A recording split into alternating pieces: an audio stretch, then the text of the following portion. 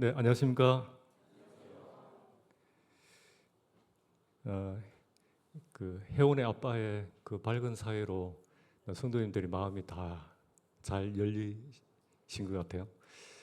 오늘도 날씨가 참 이렇게 다운이 되어서 좋은 날씨였는데 어제도 좀 결혼식이 축복된 그런 날씨 가운데 그래도 이루어진 것 같습니다. 어제 결혼식 참석하면서 느낀 점이 매일 아, 결혼식이 있었으면 좋겠다. 문제 없고 다 이렇게 축하해주고 기쁘고 다 멋지게 예쁘게 이렇게 입고 오시고 모든 게 좋았습니다. 예, 우리에게 그날이 오죠. 주님 우리를 부르실 때 그 나라에서 한 7년 동안 쉬지 않고 그러한 행복한 날이 이제 곧 다가올 겁니다. 예, 오늘 말씀은 시편 3편입니다. 시편 3편. 제목을 같이 앞에 한번 읽어보겠습니다. 시작. 내 머리를 드시는 하나님. 시편 3편을 통해서 하나님 말씀을 듣겠습니다. 요즘에 그 시편을 1편부터 해서 이렇게 묵상하면서 이 3편을 같이 꼭 이렇게 나누고 싶은 마음에서 준비했습니다. 큐티하고 있는 요즘 시편만 쭉 보고 있습니다. 먼저 시편 3편 교독하면서 같이 읽어보겠습니다. 1절 제가 먼저 읽겠습니다. 여호와여 나의 대적이 어찌 그리 많은지요 일어나 나를 치는 자가 많으니이다.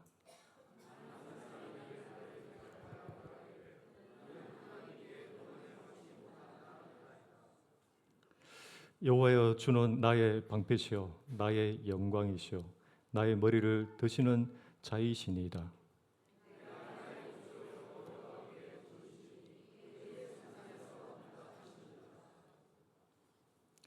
내가 누워 자고 깨었으니 여호와께서 나를 붙드심이로다.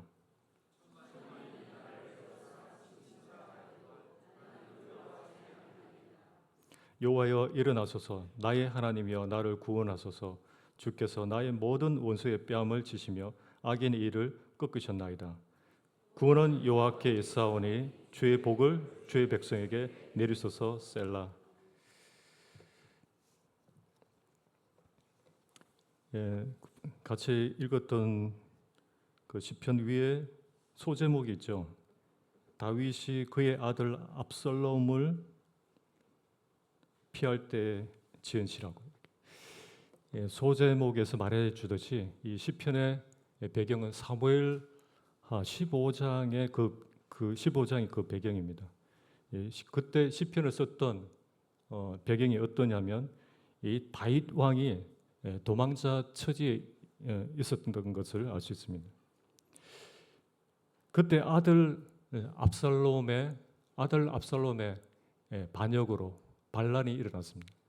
그 다윗의 최측근이었던 모사, 제갈량 같은 모사 아히도벨도 합세하여서 이들의 반란으로 이 다윗 왕이 급히 예루살렘을 떠나야만 했습니다. 왕과 사는 남자 영화 보셨죠? 네. 저도 최근에 무료로 떠서 한번 저희 집사람 같이 봤는데 그 내용 속에 보면 이 단종이 이 숙부에게 왕위를 빼앗기고 유배를 당한 그때 이 단종의 그 심정과 지금 아들 압살롬에 의해서 도망가는 이 다윗이 그 심정이 비슷하지 않을까라는 그런 생각이 들었습니다.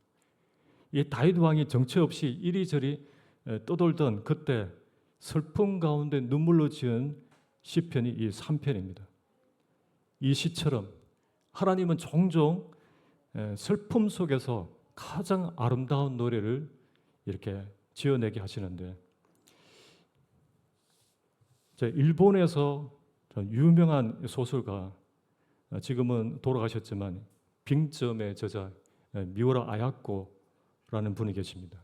그분은 평생 병중에 계셨는데 그때 만들어진 그 소설들이 일본 국민들이 어려울 때 얼마나 많은 위로를 받았는지 그분을 기리는 이 박물관도 있다고 하죠.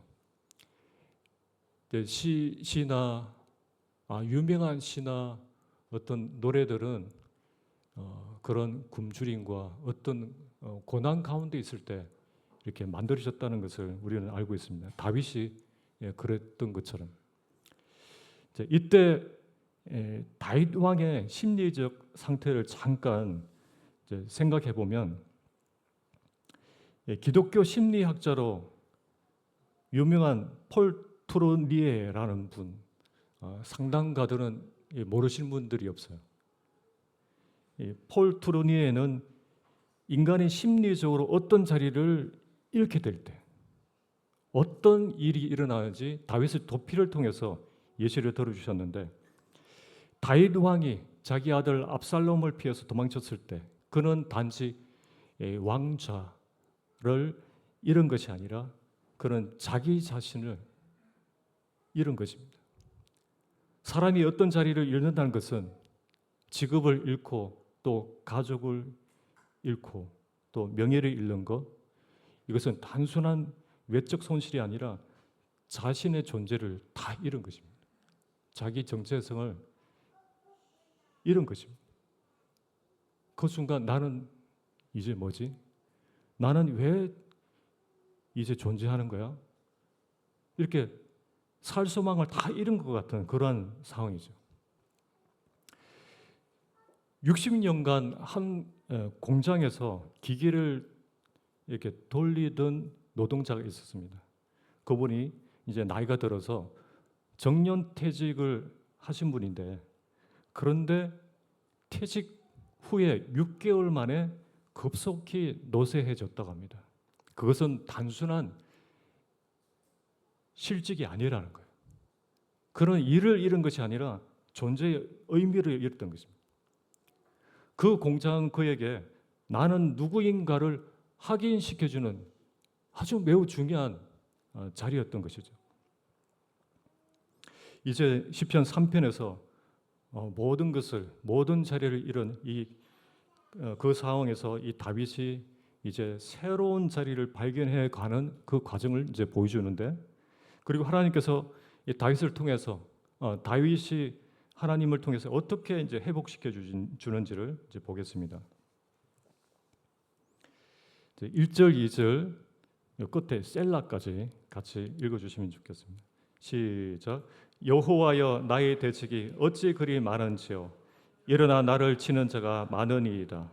많은 사람이 나를 대적하여 말하기를 그는 하나님께 구원을 받지 못한다 하나이다. 셀라. 자, 우리의 마음속에는 항상 두 가지 목소리가 있습니다. 두 가지 목소리가 있어요. 하나는 두려움의 목소리, 또 하나는 믿음의 목소리입니다. 제 아내가 암 판정을 받았을 때, 그 소리를 들었을 때 저도 이 두 개의 소리가 들려왔어요. 이 시편 3편에도 이 두 목소리가 존재합니다. 1절, 2절은 어떤 목소리죠? 두려움의 목소리입니다. 두려움의 목소리. 대적이 많다. 원수들이 일어났다. 하나님도 나를 도와주지 않아. 그런데요, 하나님께 감사드리는 것은 3절부터 믿음의 목소리가 시작되는 것을 알 수 있어요. 믿음의 소리. 대부분 영어 성경에는 접속사 but이 나옵니다. but. 그러나 여호와여 주는 나의 방패시오. 이 접속사 그러나를 주목하시길 바랍니다. 지금 상황은 그렇지만 그러나 하나님은 다르다는 것입니다. 우리 인생에서 이 그러나를 붙일 수 있는 그 사람은요, 참으로 행복하게 살 수 있는 사람입니다. 그리고 행복하게 살아가고 있는 사람이죠.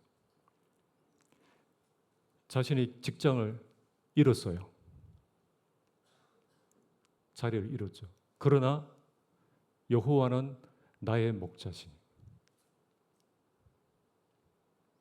병이 찾아왔습니다. 그러나 주께서 나를 붙들고 계신다. 또 사람들이 나를 다 떠났어요. 나를 버렸어요. 그러나 하나님께서 나를 결코 버리지 아니하신다.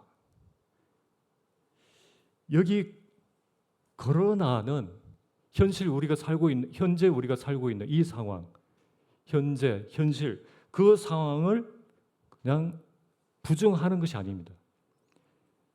이런 말이 있습니다.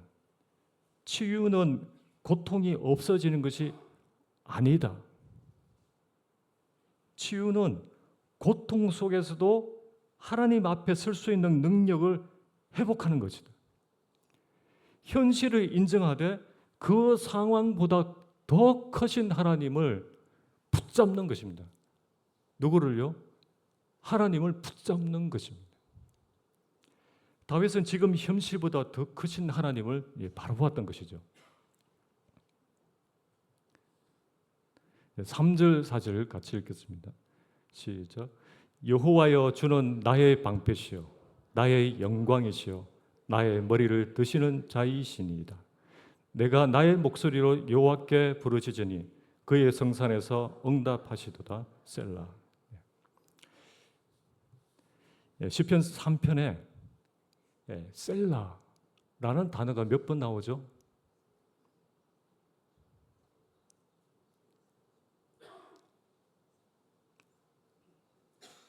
세 번 나오죠. 2절, 4절 그리고 8절에 나옵니다. 이 단어를 우리는 그냥 쉽게 스쳐 지나갑니다. 그런데 이 쉼표와 같은 이것은 하나님께서 우리에게 주신 음악적인 표시인데요. 중요한 의미가 있습니다. 저는 이 셀라를 하나님이 주시는 멈춤의 표시라고 이해해요. 어떤 뜻이냐면 우리가 읽었습니다. 방금 읽은 것을 서둘러 넘어가지 마시고 그것이 내 것이 될 때까지 머물러라 하는 것입니다. 4절 끝에도 셀라가 있습니다. 내가 부르시니 응답하시는도다. 뒤에 셀라. 응답의 실제를 충분히 엄미하라는 뜻입니다. 서둘러 다음으로 넘어가지 말고 응답하시는 하나님, 그분의 실제 앞에 잠시 멈춰 서라.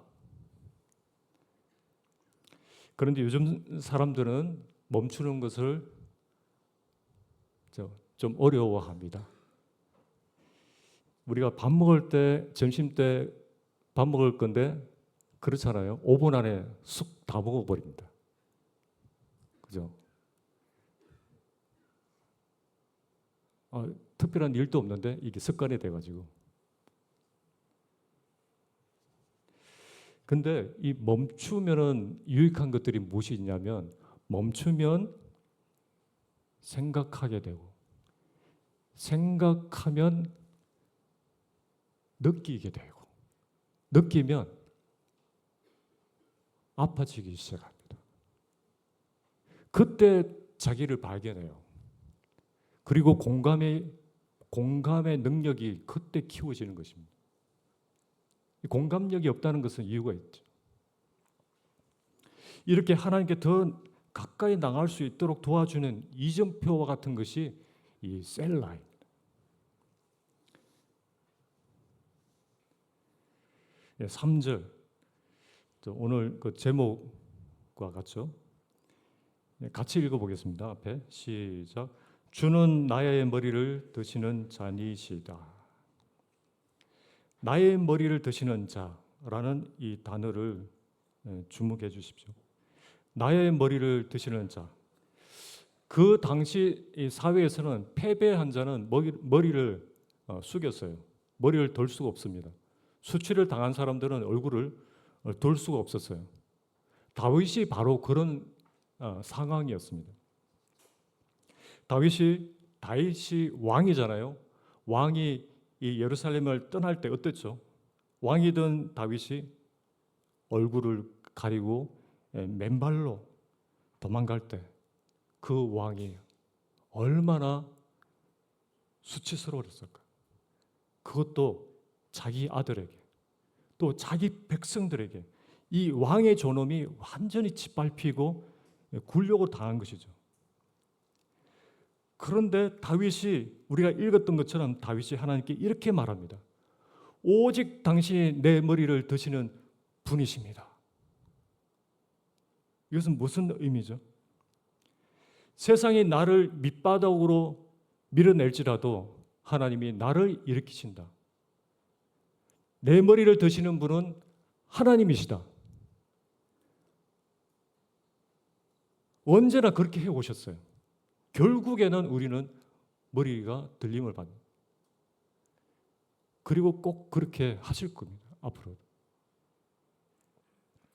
다시 말해서 나의 정체성이 사람들의 판단에 따라서 고개를 숙이지 않는다. 세상 판단에 달려있지 않다는 것입니다. 작년 가을쯤인가? 가을쯤에 롯데몰에서 이런 일이 있었어요. 이제 많은 브랜드가 있는데 그 브랜드 중에 비싼 데를 한번 구경하러 들어갔습니다. 뭐 사장인지 점원인지 잘 모르겠지만은, 그런데 저와 아내를 이 꼽지 않는 그 차가운 눈초리로 위아래로 이렇게 보는 거예요. 그리고는 말도 안 걸고 상대도 안 하는 거죠. 안 살 것 뻔하다고 생각했는지, 사실 그랬지만은 뭐 제가 그렇게 보입니까? 우리가 그렇게 볼 수 있어요. 또 다른 사람들이 그렇게 볼 수 있죠. 이 말씀 매우 중요해요.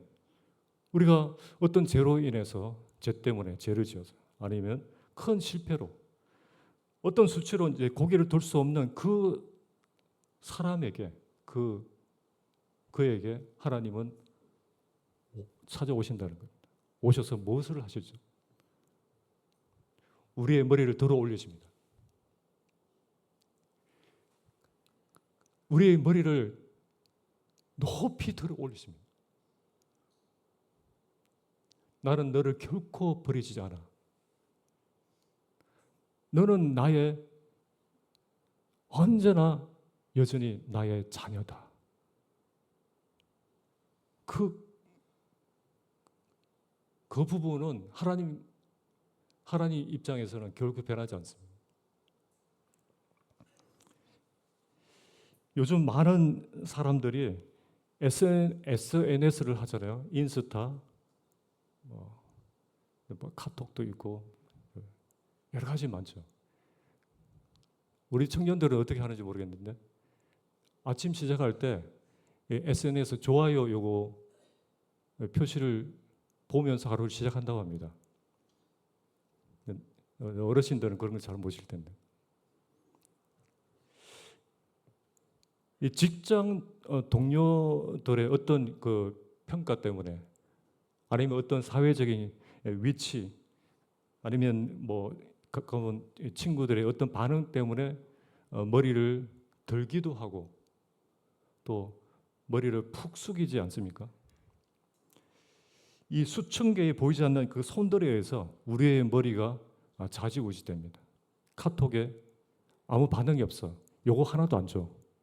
밴드에도 그 밴드에 한 20개가 올라가서 그게 굉장히 만족합니다. 그런데 아무도 이거 안 해줘. 그렇게 평가를 하는 거죠.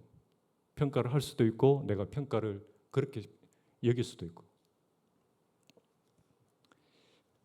그러나 다윗은 이 모든 것과 다른 원천을 가지고 있습니다. 다윗은 다른 원천을 가지고 있어요. 하나님의 SNS, 하나님 안에서 라는 SN에서 그리스도 안에서 자신을 보면 다릅니다.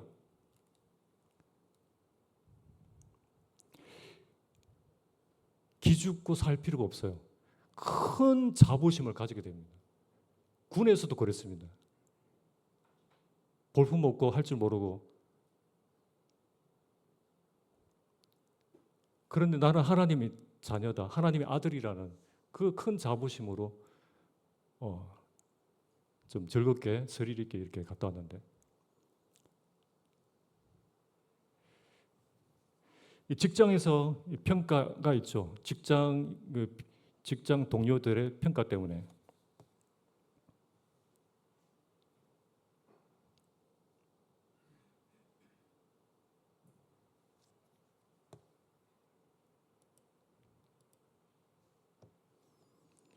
직장에서 평가 때문에 힘들죠.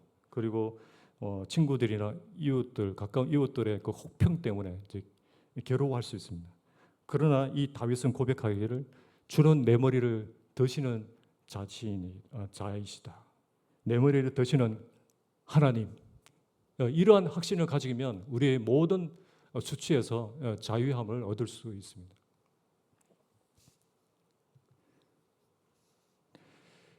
다시 3절에서 뭐라고 고백을 하죠? 같이 한번 읽어보겠습니다. 위에 시작. 주는 나의 영광이시오. 이 다윗이 그분을 이렇게 노래합니다.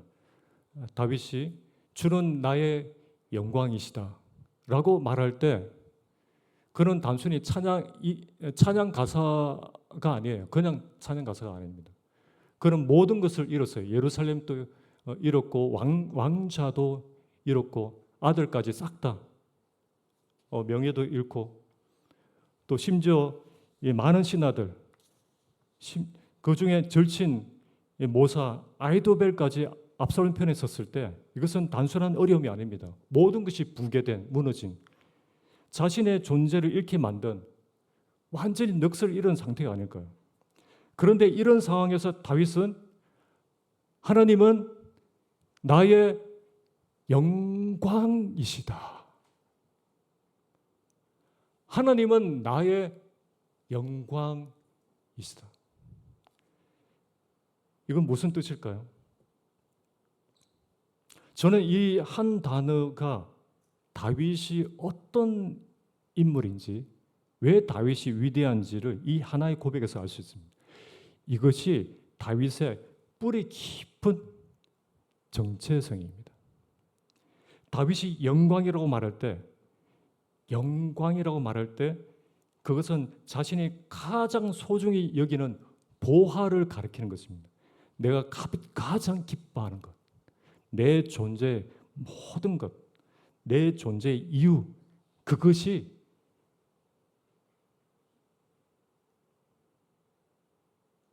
영광입니다. 다윗은 그것을 하나님이라고 말했어요. 하나님. 만약 내 영광이 왕좌라면, 왕의 자리를 잃을 때 나는 모든 것을 잃습니다. 끝이네. 그렇잖아요. 내가 만약 내 영광이 내 자녀라면, 자녀가 부모와 이제 결별을 할 때 나는 모든 것을 잃은 것 같아요. 그렇잖아요. 만약 내 영광이 나의 명예라면, 명예, 지위를 잃을 때 나는 모든 것을 잃습니다. 그러나 내 영광이 하나님이라면 다른 것들 다 잃을지라도 어떠한 군대도 그 영광만은 빼앗을 수 없어요. 잃을 수 없습니다. 시편 62편 7절에도 나의 구원과 영광이 하나님께 있으며 라고 했습니다. 우리 형제 자매님들은 나의 영광이 무엇입니까? 여러분의 영광은 무엇이죠? 다윗이 그 위기에서도 무너지지 않았던 이유가 이것입니다. 어떤 사람은 삶의 위기에서 이렇게 반응할 수 있어요. 만약 직장을 잃었을 때 완전히 무너지는 사람이 있습니다. 왜? 직장에서 성공이 그에게 영광이었기 때문에. 또 자녀가 성적이 떨어질 때, 또 부모가 원하는 대학을 이 자녀가 못 들어갔을 때 엄마가 와르르 무너지죠. 왜? 자녀의 성공이 이 부모의 영광이었기 때문에. 예레미야 2장 11절에도 내 백성은 자기들의 영광을 무익한 것과 바꾸었도다 라고 했습니다. 그런데요, 어떤 사람들은 이 다윗처럼 명예, 어떤 관계, 권력 다 잃는 가운데서도 놀라운 평온함을 유지하는 것을 보게 됩니다. 그 이유는 그들의 영광이 거기에 있지 않고 오직 어디에 있기 때문이죠? 오직 그들의 영광이 하나님께 있기 때문입니다. 사실 영광의 하나님을 추구하지 않고 사모하지 않고 그것을 어떤 무엇보다도 가치 있게 여기지 않는다면, 그 영광의 하나님 잃어버리면요, 다른 거 다 가져도 다 잃은 것입니다. 어떤 의미도 어떤 가치도 없어요. 우리 인생의 결국은 뭐만 남는지 아세요? 우리도 끝이 옵니다. 뭐만 남을까요? 주는 나의 방패시요 나의 영광이시요 내 머리를 드시는 분이라는 것을 아는 이것, 이 주님을 알아가는 이것이 남는 것입니다. 이것을 놓친다면 뭔가 잘못되어 가고 있는 것입니다. 잘못되어 가고 있는 것입니다.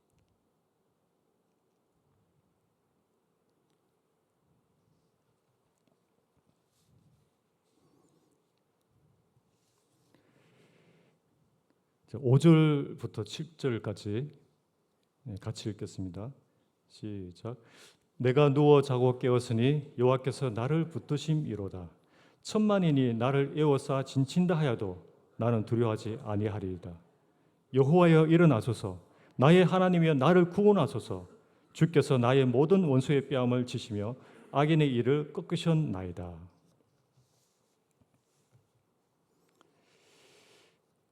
자, 5절에 내가 누워 자고 깨었으니. 자, 우리는 주로 어떤 상황에서 잠이 안 올까요? 어떤 상황에서 잠이 안 오죠?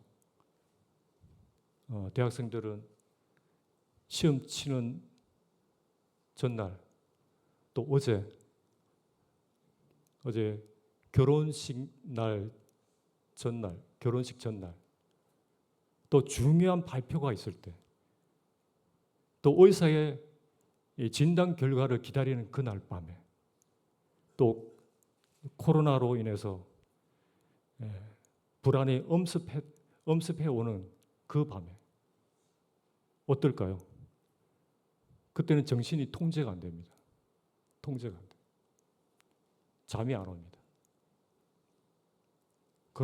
그런데 그보다 더 심각한 상황이 있는 이 다윗이 잘 잤어요. 다윗이 잠을 잔 것은 문제가 해결된 이후가 아니었어요. 그는 아직도 도망 중이었습니다. 근데 하루만 도망한 것이 아니라 그 긴 시간 동안, 긴 날 동안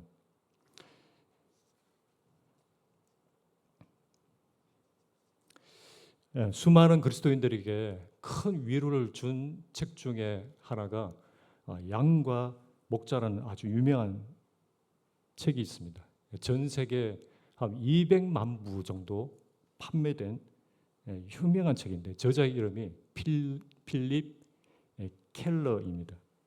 이 책은 자신이 직접 양들을 기르며 8년 동안 목장 운영 중에 목자 생활을 하면서 책을 냈다고 합니다. 이 켈러가 시편 3편 5절을 이렇게 설명합니다. 내가 누워 자고 깨었으니.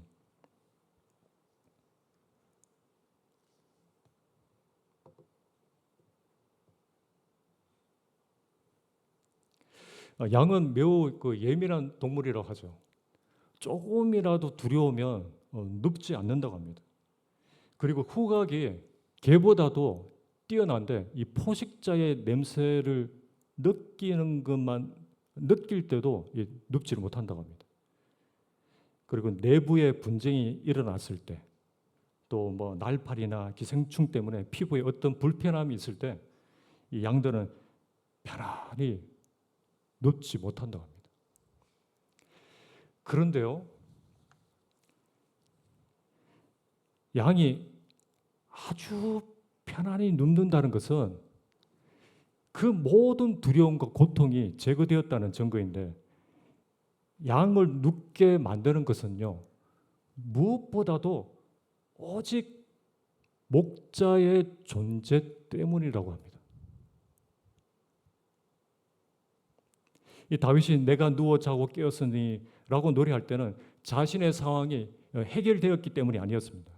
군대가 물러갔거나 아들 압살롬이 마음을 바꾸었다든지 위기가 사라진 것도 아닌데, 이 다윗 왕은 잠을 편안히 잤습니다. 왜죠?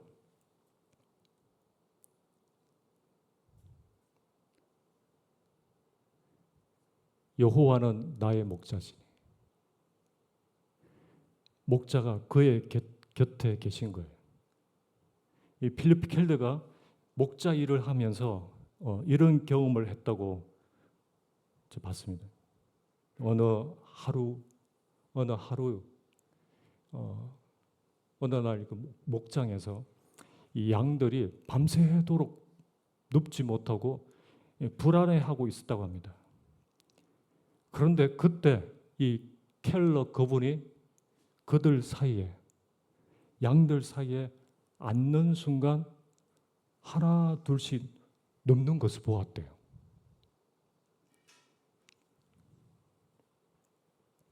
저 5절에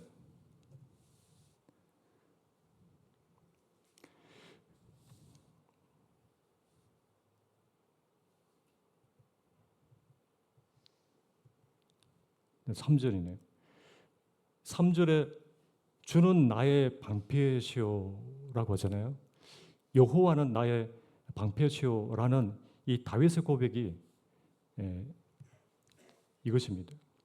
상황이 바뀐 것이 아니라 단지 이 목자가 곁에 있다는 것을 양들이 그냥 깨달았을 뿐입니다. 알았을 뿐입니다. 달라진 것이 하나도 없어요. 그것만으로 충분했습니다. 내가 사망의 엄침한 골짜기로 다닐지라도 해를 두려워하지 않을 것은 주께서 나와 함께 하심이라. 두려워하지 않을 것은 주께서 나와 함께 하심이라. 시편 16편에도 그가 내 우편에 계심으로 내가 요동치 아니하리로다. 다윗의 문제는 그 어떤 사람보다도, 어떤 누구보다도, 어떤 것과도 비교할 수 없을 만큼 너무나 컸습니다. 그런데 자고 있습니다.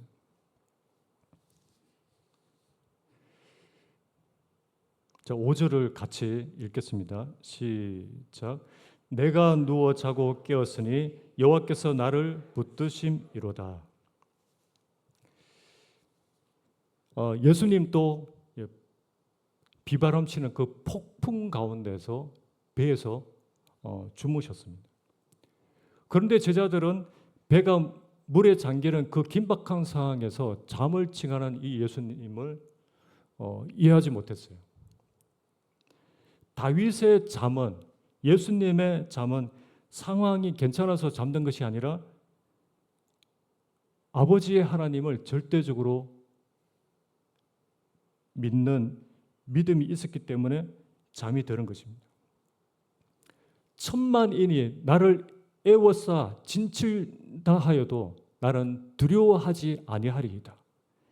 다윗이 잠들 수 있었던 것은 두려움의 요소들이 다 사라져서가 아니라 군대가 다 돌아가서도 아니었습니다.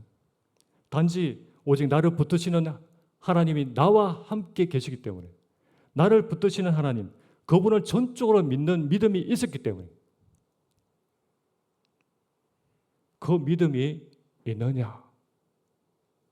나를 믿느냐? 내가 너를 붙드는 것을 믿느냐?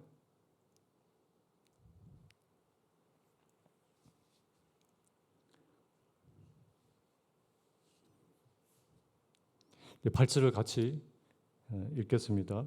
시작. 구원은 여호와께 있사오니 주의 복을 주의 백성에게 내리소서. 셀라. 다윗은 1절부터 7절까지 이 8절 위까지 주로 자신에 대해서 이제 말하고 있어요. 나의 대적, 나의 방패, 나를 붙드심, 내가 두려워하지 아니한다. 나. 그런데 이 마지막 절에서 갑자기 시선을 바꾸고 있어요. 어떻게 해요? 주의 백성에게.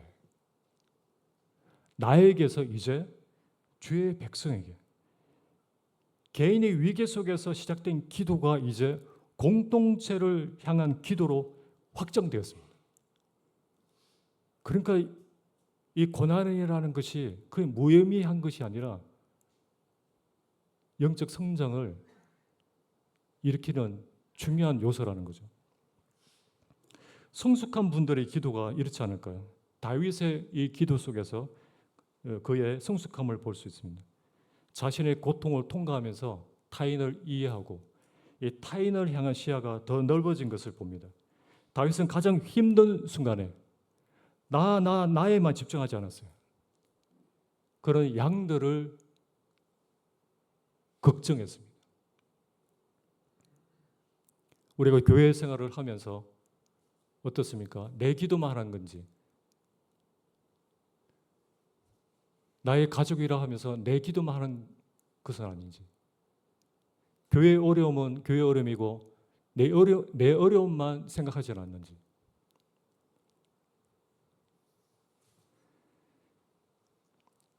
이 다윗은 자신의 백성들을 진정 품을 줄 아는 진정한 왕다운 모습을 볼 수 있습니다.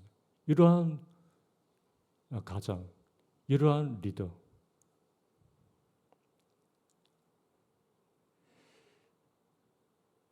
우리에게 이런 질문을 하고 있습니다. 우리는 어려운 고난을, 어려운 그 시기를 통과하면서 더 시야가 넓혀지고 있나? 아니면 더 좁혀지고 있나? 어떠신가요? 사람이 이제 고통을 받으면 보통 자기 안으로 이제 움츠러들죠.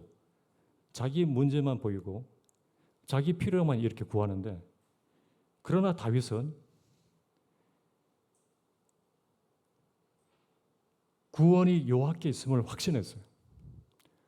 그 확신이 있기 때문에 자기보다도 자기에게만 멈추지 않았어요. 어떻게 해요? 주의 복이 주의 백성들에게, 자기 백성들에게 돌아가기를 기도하고 있습니다. 이렇게 발전해 갔다는 거죠.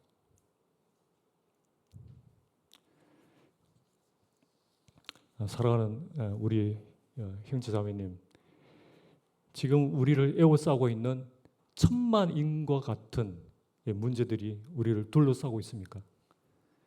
우리를 향해 더 이상 소망이 없다라고 말할지 모릅니다. 그러나 이것을 기억하시기를 바랍니다.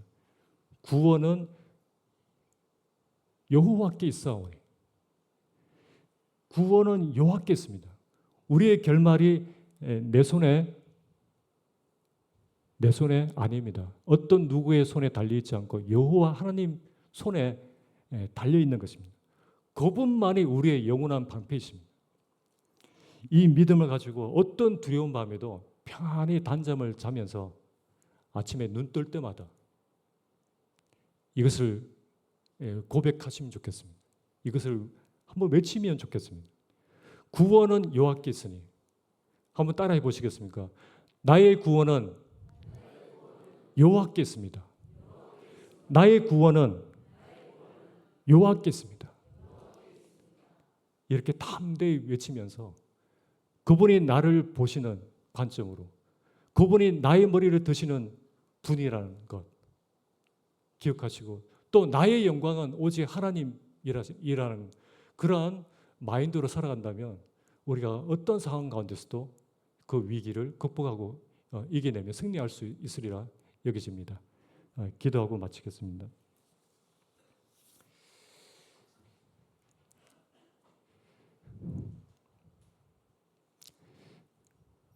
참 우리의 시편 62편에서도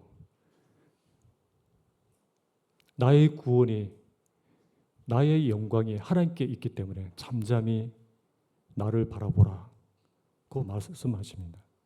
오직 하나님 당신밖에 없기 때문에 나를 의지하고 나를 믿고 나를 붙잡으라 하신 그 말씀이 우리에게 새 힘을 주고 살아갈 수 있는 동력이 됨을 참 생각하게 됩니다. 오늘 주신 말씀으로 인해서 한 주만이 아니라 앞으로 더욱 주님께 더 가까이 나갈 수 있는 저희들의 생애가 되도록 도와주시기를 원하며 예수님 이름으로 기도드립니다.